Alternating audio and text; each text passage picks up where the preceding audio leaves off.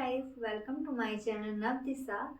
जैसा कि हम लोगों ने आधुनिक भारत का पहला वीडियो जो यूरोपीय कंपनियों के आगमन से संबंधित था कल अपलोड किया था हम लोगों ने। आज उस संदर्भ में दूसरा है वीडियो डच से संबंधित।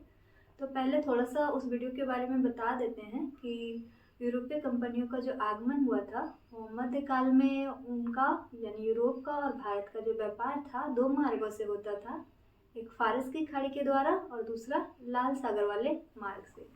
तो फारस की खाड़ी वाला जो मार्ग था वो ज़्यादा प्रचलित था लाल सागर वाले मार्ग की तुलना में, क्योंकि लाल सागर वाले मार्ग में ज़्यादा कोहरा रहता था। और यूरोपीय कंपनियों का भारत आने का मेन मकसद था यहाँ गर्म मसाले की प्राप्ति करना। और 1453 ईस्वी में ऐसा हुआ कि वो लोग कस्तूतुनिया एक जगह है वहाँ पे तुर्कों का अधिकार हो गया और उनका जो व्यापारिक मार्ग था थल सेना वाला वो अवरुद्ध कर दिया गया। तो उन लोगों ने यानी यूरोप वासियों ने एक नए भौगोलिक मार्ग की खोज की शुरुआत की। इस संदर्भ में उन्होंने अपने बहुत सारे लोगों यानी यात्रियों को यह खोज पर भेजा। तो जैसे कि इस संदर्भ में 1488 में बार्थोलोमेव डिजाज थे, कोलंबस और वास्को डी गामा प्रमुख थे। और अगर आगमन हम लोगों ने बताया था वीडियो में, आगमन का क्रम, कंपनियों के आगमन का क्रम तो पुर्तगाली, डच, अंग्रेज और फ्रांसीसी थे, लेकिन कंपनी स्थापना का क्रम था तो अंग्रेज और डच का अपोजिट हो जाता है। जैसे पुर्तगाली, अंग्रेज, डच, डेनिश और फ्रांसीसी थे।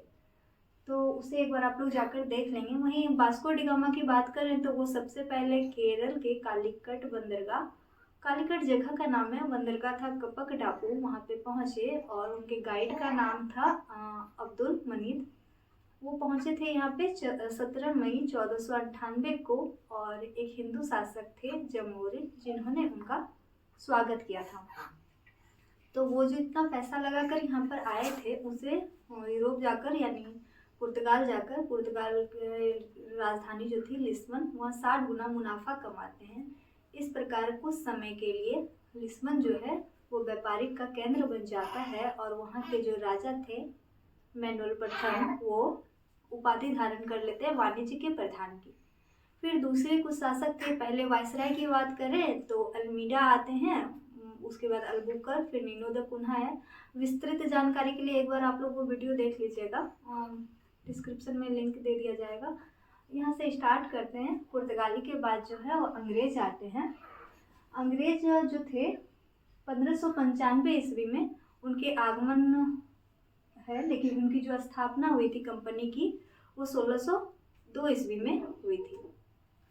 नीदरलैंड या हॉलैंड, ये डच जो है नीदरलैंड या हॉलैंड के निवासी थे और 1595-96 ईस्वी में कॉर्नेलिस हाउटमैन, यहाँ पे मिट गया है, हाउटमैन लिखा हुआ है, के नेतृत्व में पूर्वी जगत में इनका पहला दल जो है भारत आया।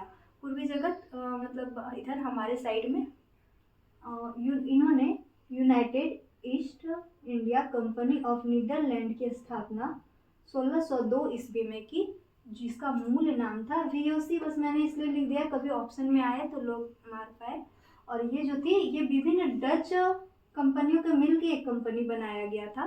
तो इनके जो सदस्य थे वो 17 सदस्य बोर्ड था इन लोगों का और इनका जो शासन होता था डच सरकार के आदेश पे ही ये कंपनी कार्य करती थी। यहाँ पर इन्होंने एक डच व्यापार विशेषज्ञ थे जिनका नाम था ओम प्रकाश, उनके अनुसार जो थे ये डच लोग जो थे काली मिर्च और गरम मसाला के लिए ही यहाँ पर आए हुए थे और इनका जो मूल केंद्र था व्यापार का वो इंडोनेशिया वाला क्षेत्र था। एक जगह है अम्बायना, इन लोगों ने पुर्तगालियों से लिया था, लेकिन एक समय आता है जब वो उन्हें हराकर यहाँ पे अपना आधिपत्य स्थापित कर लेते हैं। और ये नरसंहार जो है इसके पहले एक सम्मेलन हुआ था लंदन और द हेग नाम से। लंदन अंग्रेजों का जो मेन शहर था लंदन और डचों का द हेग। इन लोगों का सम्मेलन हुआ था 1611, 1613 और 1615 ईस्वी में। लेकिन इन लोग का एक मैत्रीपूर्ण संबंध स्थापित होता है, इन लोगों का मतलब अंग्रेज और डचों का। तो 1619 में होता है इन लोगों का और जस्ट कुछ सालों के बाद यानी 1623 में एक नरसंहार होता है जो इसमें क्रूरतापूर्वक अंग्रेजों के 10 लोग और जापानियों के 9 लोगों का नरसंहार कर दिया जाता है। उसके बाद ऐसा होता है कि डच और अंग्रेज अपने अपने क्षेत्र में सीमित हो जाते हैं। ऐसा समझौता टाइप नहीं होता है, लेकिन सीमित हो जाते हैं। मतलब अंग्रेज इंडिया में शासन करते हैं और ये इंडोनेशिया में। फिर होता है भारत में कंपनी की बात करें, सबसे मेन क्वेश्चन तो पूरे डच का यही है कि कंपनी की बात करें तो इन्होंने पहली अपनी जो कंपनी है वो बादेर हेग के द्वारा, ये एक नाविक थे, नौसेना के प्रमुख थे, उनकी सहायता से मसूलीपट्टनम में 1605 ईस्वी में स्थापित किए थे। तो पहली फैक्ट्री इनकी जो थी वो मसूलीपट्टनम थी। कब थी? 1605 में। और इन्होंने अपना जो मुख्यालय है, चंद्रगिरी के राजा थे, उनके साथ सहमति पूर्वक मतलब मैत्रिक समझौता करके पुलिकट में अपना मुख्यालय को बना लिया और वहाँ पे स्वर्ण मुद्राएं यानी स्वर्ण सिक्के को ढाले, जिसे पैगोडा कहा जाता है। यानी इन्होंने मुख्यालय कहाँ बनाया? पुलिकट में। ये जो चिंसूरा किला है, इसे गुस्ताव फोर्ट भी नाम दिया गया था। तो ये इसलिए इम्पोर्टेंट है, इन्हें हम लोगों ने बहुत सारे बुक यानी घटना चक्र में पढ़ा है, ये पूछा गया क्वेश्चन है। तो ये किला जैसे अंग्रेज लोगों को था ना कि वो लोग अपना फोर्ट को स्थापित करें, तो डच सरकार ने भी अपने लोगों को यानी इस कंपनी को आदेश दिया कि आप लोग भी अपने फोर्ट का निर्माण करें। और इन लोगों ने बंगाल में पहला मतलब अपना फोर्ट स्थापित किया, चिंसूरा। पहला फोर्ट अगर बंगाल में है तो ये है ये वाला पिपली, ये भी पश्चिम बंगाल में है। और फिर चिंसूरा 1653 में, चिंसूरा फोर्ट को ही गुस्ताव फोर्ट कहते हैं हम लोग। अगर शासन व्यवस्था की बात करें तो इन लोगों को मुगल साम्राज्य के जो औरंगजेब थे उससे 3.5% वार्षिक ब्याज की दर पर 1664 में, बहुत इम्पोर्टेंट 3 जगह है भारत का, बंगाल, बिहार और उड़ीसा का अधिकार प्राप्त हो गया था। उसके अलावा कोचीन के मुठा शासन से इन लोगों को विशेष व्यापारिक सुविधाएं प्राप्त थी। उनके वहाँ पर 2 जगह है, पुडाकर वो कंगानूर के बीच में, काली मिर्च पे इन लोगों को एकाधिकार प्राप्त हो गया था। फिर मुख्यालय परिवर्तन की बात अगर करें तो पहला मुख्यालय तो हम लोगों ने देखा था ना कि मसूलीपट्टनम में 1605 में था। ये स्थापित कंपनी थी, सॉरी मुख्यालय जो था इन लोगों का पुलिकट में था। तो फिर मुख्यालय का चेंज कर लेते हैं ये लोग अपना, कहाँ? 1690 ईस्वी में, और मुख्यालय बना लेते हैं नेगापट्टनम में।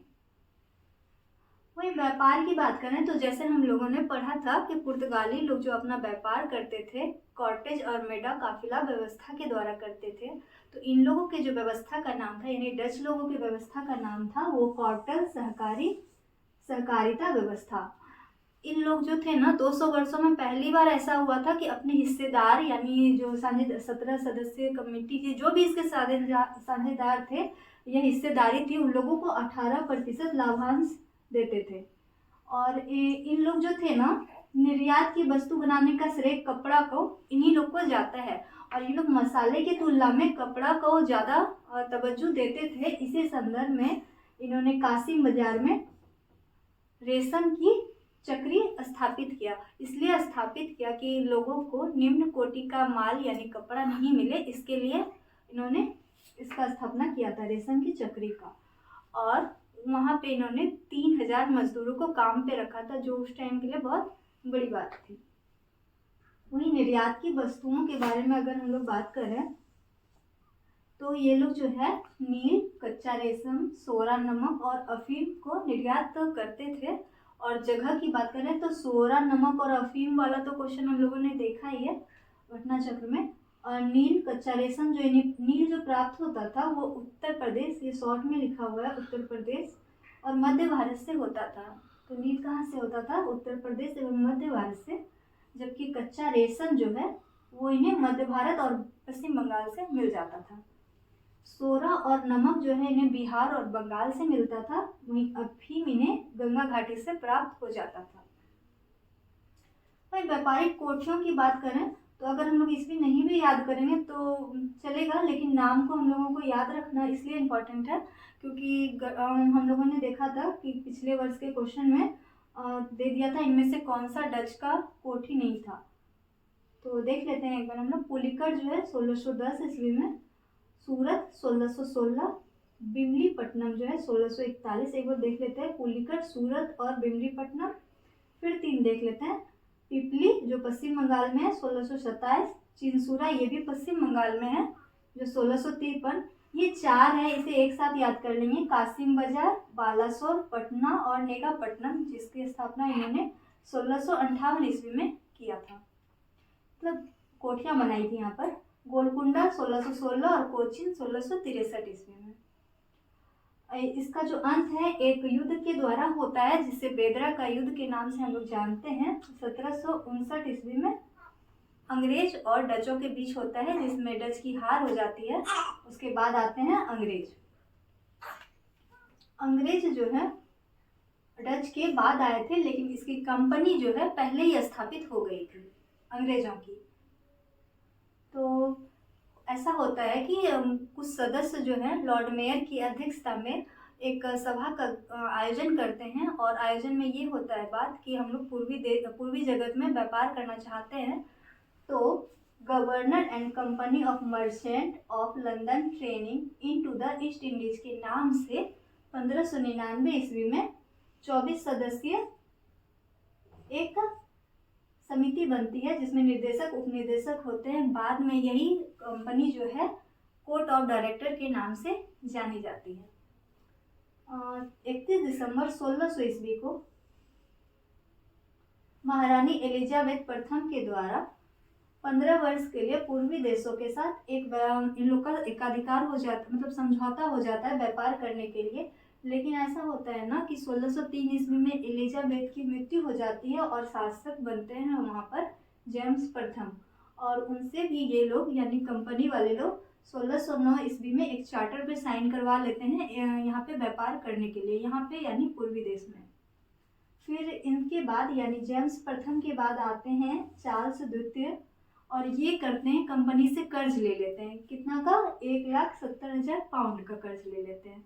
तो जैसे ही कर्ज लेते हैं उसके साथ कंपनी को इन्हें बहुत सारा अधिकार देना पड़ जाता है, जैसे पूर्वी जगत में सेना रखने का। ये लोग हैं वहाँ के, लेकिन यहाँ अधिकार इनको ये दे रहे हैं चार्ल्स द्वितीय, पूर्वी जगत में सेना रखने का, यहाँ पे किले बनाने का, युद्ध करने का और यहाँ पे न्यायालय गठित करने का। और साथ ही ये अधिकार दे देते हैं यहाँ पे कि यहाँ पे जो है सिर्फ कंपनी ही व्यापार करेगी, कोई पर्टिकुलर आदमी जो है वो व्यापार नहीं करेगा।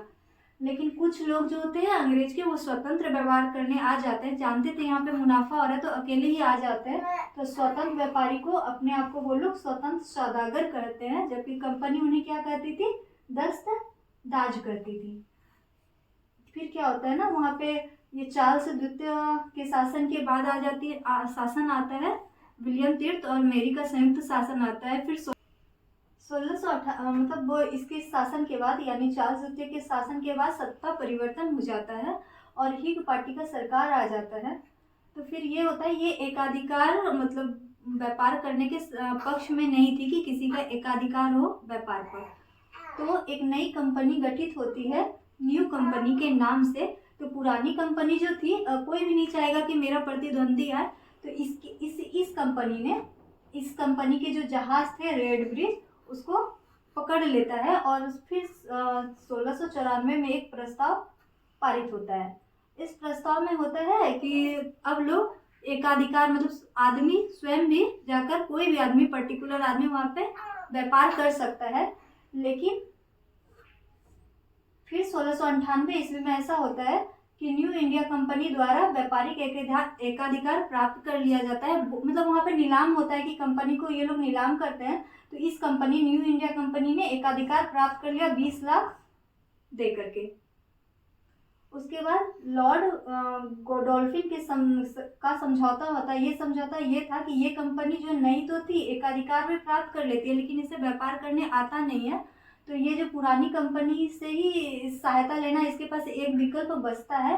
तो इस संदर्भ में लॉर्ड गोडोल्फिन ने इन दोनों का समझौता कराया। लेकिन ऐसा हो जाता है कि दो अन्य कंपनियां भी आ जाती है, एक जनरल सोसाइटी के नाम से और दूसरी इंग्लिश कंपनी ट्रेडिंग के नाम से। और 1708 ईस्वी में हो जाती है 4 कंपनियां, एक ये गवर्नर एंड कंपनी मर्चेंट, दूसरी न्यू कंपनी और तीसरी जनरल सोसाइटी, चौथी इंग्लिश कंपनी ट्रेडिंग। चारों मिलकर बनती है 1708 ईस्वी में the united company of merchant of London trading to the East Indies. और इसी कंपनी का नाम 1833 में बदल जाता है और बन जाता है ईस्ट इंडिया कंपनी।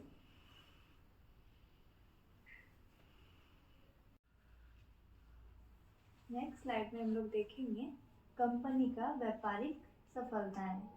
तो कोठी स्थापित करने का अंग्रेजों का भारत में पहला जो प्रयास था वो कैप्टन हॉकिंस जो कि 1608 ईस्वी में सूरत बंदरगाह पर आते हैं और उनका जो जहाज का नाम था वो हेक्टर जहाज से आते हैं। ये जो थे जेम्स प्रथम जो राजा थे उनका फरमान लेकर आते हैं अकबर के दरबार के लिए, लेकिन जब ये यहाँ पहुँचते हैं तो अकबर की हो जाती है मृत्यु और उस टाइम यहाँ मुगल वंश के जो शासक होते हैं वो जहांगीर होते हैं।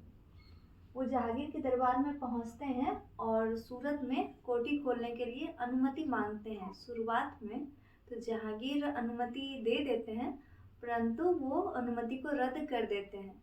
अनुमति रद्द इसलिए करते हैं वो क्योंकि उस टाइम जो था पुर्तगालियों का शासन चल रहा था और वो सागर के स्वामी थे, तो जहांगीर जो है उनसे शत्रुता नहीं लेना चाहते हैं। और सूरत में भी जो सौदागर थे उनसे भी ये जहांगीर दुश्मनी नहीं लेना चाहते हैं, इसलिए वो इसे अनुमति प्रदान नहीं करते हैं। ये जो थे ना कैप्टन हॉकिंस वो तुर्की भाषा के बोलते थे, लेकिन इनके दरबार में आते हैं तो फारसी में वो पत्र को पढ़ के सुनाते हैं, तो इससे इम्प्रेस होकर उसे 400 का मनसब जहांगीर द्वारा दे दिया जाता है।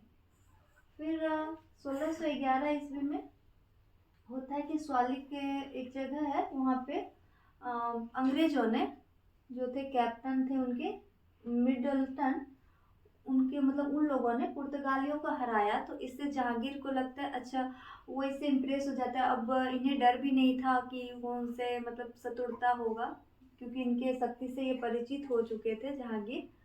तो इन्होंने जहांगीर ने 1613 ईस्वी में जो इन्होंने 1608 में कोठी खोलने की अनुमति मांगी थी, तो 1613 में जाकर उन्हें अनुमति मिल जाती है। उसके पहले जो है 1611 ईस्वी में इन्होंने मसूलीपट्टनम एक जगह है वहाँ पे कोठी स्थापित कर ली थी, लेकिन अस्थाई कोठी पूछा जाएगा तो हम लोग सूरत ही टिक करेंगे। फिर होता है 1632 ईस्वी में गोलकुंडा के जो सुल्तान थे उन्होंने एक सुनहरा फरमान जारी किया और सिर्फ 500 रुपए नहीं 500 पैगोडा कर के द्वारा इन्हें वहाँ पे जो है समुद्र पे अपना व्यापार करने का अधिकार दे देते हैं। फिर ये फ्रांसीसी डे एक व्यक्ति थे ने चंद्रगिरी के राजा से मद्रास को पट्टे पर ले लिया और वहाँ पे एक फोर्ट का निर्माण किया जो बहुत इम्पोर्टेंट फोर्ट है, उसका नाम है फोर्ट सेंट जॉर्ज। कब किया? 1639 ईस्वी में। जैसे एक हॉकिंस आए थे इनके दरबार में, जहांगीर के दरबार में एक और आते हैं, उनका नाम था सर टॉमस रो। ये और कब आते हैं? ये 1615 ईस्वी में। तो इन्होंने कुछ व्यापारिक सुविधाएं जहांगीर के दरबार में प्राप्त की। और लास्ट में ये होता है कि अंग्रेज और पुर्तगाली जो है अपने पूर्वी जगत में अपनी शत्रुता को खत्म करने के लिए और मैत्रीपूर्ण संबंध स्थापित करने के लिए एक संधि करते हैं, जिसे हम लोग मैड्रिड के संधि के नाम से जानते हैं, जो 1630 ईस्वी में हुई थी। नेक्स्ट देखते हैं कि अगर इन लोगों ने जब संधि कर ही लिया तो उसी संबंध में इन्होंने अपने वैवाहिक संबंध भी स्थापित किए। तो आगे हम लोग देखते हैं अंग्रेज जो राजा थे वहाँ के चार्ल्स ड्यूक थे और राजकुमारी थी पुर्तगाल की कैथरीन। उन दोनों का विवाह राजकुमार और राजकुमारी का विवाह तय हो जाता है। विवाह जो तय होता है वो 1661 में तय होता है और ऐसा होता है कि दहेज में जो पुर्तगाली लोग हैं बम्बई को दे देते हैं दहेज में, किसे? अंग्रेजों को। और ये जो चार्ल्स द्वितीय थे ये 1668 ईस्वी में सिर्फ 10 पाउंड किराए पर कंपनी को दे देते हैं मुंबई, और सूरत की जगह अब मुंबई हो जाती है इनकी प्रमुख बस्ती। कब बन जाती है वो? 1687 ईस्वी में। एक थे जेराल्ड ओंगियार, इन्हें सूरत का प्रेसिडेंट और बम्बई का गवर्नर नियुक्त कर दिया जाता है 1669 ईस्वी में। नेक्स्ट देखते हैं, ये जो सर जॉन चाइल्ड थे ये थोड़े आक्रामक प्रवृत्ति के थे और 1688 ईस्वी में इन्होंने क्या किया कि अब हम लोग अपनी तलवार के बल पे यहाँ पे शासन करेंगे, ऐसा इनका सोच था। तो इन्होंने मुगल के जहाज को पकड़ लिया, बहुत सारे जहाज को, और मक्का के जो धर्म यात्री थे कुछ लोगों को उन्होंने बंदी बना लिया। इवन फारस और लाल सागर तक अपने जहाज़ों को भेज दिया था। तो ये बात जब वहाँ के मुगल साम्राज्य के राजा जो थे औरंगजेब, उनको जब पता चली ये बात, तो उनकी सेना से इनका युद्ध होता है और वो लोग हार जाते हैं, औरंगजेब की सेना जीत जाती है। और हार जाने के तौर पे उन लोगों को, मतलब सर जॉन चाइल्ड को 1.5 लाख रुपए देना पड़ता है, एवं जो भी उन्होंने जहाज पकड़ा था उन्हें लौटाना पड़ता है। तो उसके बाद हम लोग देखते हैं कि बंगाल में अंग्रेजी शक्ति का विस्तार हो जाएगा। यहाँ पे विस्तार छूट गया है। अंग्रेजी शक्ति का विस्तार कैसे होता है? तो एक शाह सुजा जो थे, उनके दरबार में एक चिकित्सक थे। वैसे इस पूरे अंग्रेज वाले में हम लोग 2 चिकित्सक के बारे में पढ़ेंगे। एक तो हैमिल्टन है जो फर्रुखसियर के दरबार में है, और एक ये गैब्रियल बार्टन थे जो शाह सुजा के दरबार में थे। इन्होंने क्या किया, 1651 ईस्वी में सिर्फ 3000 रुपए के वार्षिक कर के बदले 3 इम्पोर्टेंट जगह जो बंगाल बिहार और उड़ीसा पे अपना दीवानी प्राप्त कर लेते हैं। उसके बाद होता है 1686 ईस्वी में हुगली लूट। ये लूट ऐसा था ना कि और उस समय शासक थे मुगल के औरंगजेब, उन्होंने एक जजिया कर होता था जो 1.5% और चुंगी 2% तय किया था, लेकिन अंग्रेज जो थे वो देना नहीं चाहते थे और सोचते थे हम लड़ाई करके जीत जाएंगे। लेकिन जॉब चौरनॉक है, उनकी सहायता से ये जब हार जाते हैं तो ये जॉब चौरनॉक को बोलते हैं कि हम लोग में मध्यस्थता कराया जाए, और इन्हें भागना पड़ता है अंग्रेजों को उस टाइम। तो फिर वो औरंगजेब जो थे सूता नाती में उन्हें आज्ञा दे देते हैं रहने की। कब? 1687 ईस्वी में। और 1690 ईस्वी में वहाँ एक कोठी स्थापना करने की, वहाँ कहाँ, सूता नाती में कोठी स्थापना करने की अनुमति प्रदान कर देते हैं। फिर एक वहाँ का लोकल जमींदार था बर्धमान जिला का, उसका नाम था शोभा सिंह, का विद्रोह हो जाता है, विद्रोह कर देते हैं ये। तो इसी विद्रोह के कारण सूता नाती में किलेबंदी की अनुमति उन लोगों को मिल जाती है। कब? 1696 ईस्वी में। एक था अजीम उस्सान, 1698 ईस्वी में सूता नाती कोलिकाता और गोविंदपुर में इन्होंने उन लोग को, जब ये जमींदार थे तो 1200 रुपए गांव के मालिकों को देकर इन्होंने इस जगह में भी इन लोग का अधिकार करवा दिया। फिर था ये जो किला था सूतानाती, इस किले का नाम जो है फोर्ट विलियम रखा गया। क्यों रखा गया फोर्ट विलियम? वहाँ इंग्लैंड सरकार के राजा थे, मतलब सम्राट थे, उसके सम्मान में ये फोर्ट का नाम रखा गया। और इस फोर्ट का जो है प्रथम सर चार्ल्स आयर इसका फर्स्ट प्रेसिडेंट बना, और ये प्रथम प्रेसिडेंसी नगर बना ये फोर्ट ही। कब बना? और 1774 ईस्वी से 1911 ईस्वी तक ये राजधानी रहा। नेक्स्ट जो एक मिशन आया था इनके दरबार में, मुगल के दरबार में, सर जॉन सरमन मिशन कब आया था? 1715 ईस्वी में। ये जो था मुगल दरबार में दूत मंडल बनकर आया था, और इनका मेन मकसद था ये बंगाल में अपना सिक्का ढालना चाहते थे और 38 गाँव को खरीदना चाहते थे, आसपास के गाँव को। तो इन्हीं के साथ जो दूत मंडल में ना एक चिकित्सक आया था, हैमिल्टन नाम था, और एक द्विभाषी, मतलब जो 2 भाषा को ट्रांसलेट कर सकता था, ख्वाजा सेहुर्द आया था। तो इन्होंने ये क्या किया, फर्रुखसियर उस टाइम बहुत बीमार पड़ गए थे, तो ये हैमिल्टन जो थे उनको ठीक कर देते हैं। तो इनसे खुश होकर फर्रुखसियर इन लोग को शाही फरमान जारी करते हैं 1717 ईस्वी में। और वो फरमान में था ना कि सिर्फ 3000 रुपये वार्षिक कर के बदले इन्हें बंगाल पे पूरा अधिकार दे दिया जाता है व्यापार करने का, और 10,000 रुपये लेकर सूरत पर अधिकार करने दे दिया जाता है, व्यापार करने दिया जाता है। उसके बाद है, और साथ में सिक्के चलाने की भी अनुमति दे दी जाती है कि अब यहाँ पर, मतलब इंडिया में, अंग्रेजों के सिक्के ढाले जाएंगे। इसे ही कंपनी का मेग्ना कार्टा कहा गया। इसी फरमान को 1717 के फर्रुखसियर का शाही फरमान को ही मेग्ना कार्टा कहा गया। नेक्स्ट जो कंपनी है इसे कहा था, और उनके द्वारा ही कहा गया था कंपनी का मैग्ना कार्टा, किसे कहा गया था 1717 वाले फरमान को। नेक्स्ट हम लोग पढ़ेंगे जैसे कि पुर्तगाली कंपनियों के आगमन में हम लोगों ने पुर्तगाल पढ़ा, फिर डच, फिर अंग्रेज, उसके बाद जो क्रम है वो डेनिश कंपनी का है। डैन या डेनिश एक ही है। इन्होंने यहाँ पे कब आए थे, ये 1616 ईस्वी में इंडिया आए थे, लेकिन इनकी कंपनी की जो स्थापना हुई थी वो 1620 में हुई थी, 1616 में हुई थी, सॉरी। और इन्होंने पहली जो फैक्ट्री स्थापित की थी भारत में वो ट्राकेम्बार में की थी 1620 ईस्वी में, जबकि दूसरी फैक्ट्री थी इसकी सीरमपुर, जिसे श्रीरामपुर भी कहा जाता है, 1776 में। पहली 1620, दूसरी 1676। ये लोग ज़्यादा दिन तक शासन नहीं किए। 1745 ईस्वी में अपनी जितनी भी इनकी कंपनियां थी ये लोग ब्रिटिश यानी अंग्रेजों को बेच दिए और चले गए यहाँ से। एक और है कर्म में ही है Swedish company. Swedish east India company जो है 1731 ईस्वी में व्यापार करने तो आई थी, लेकिन इनका जो सारा व्यापार था वो चाइना के साथ था। Thank you guys. इसके बाद का वीडियो फ्रांसीसी है जो हम लोग नेक्स्ट वीडियो में देखते हैं।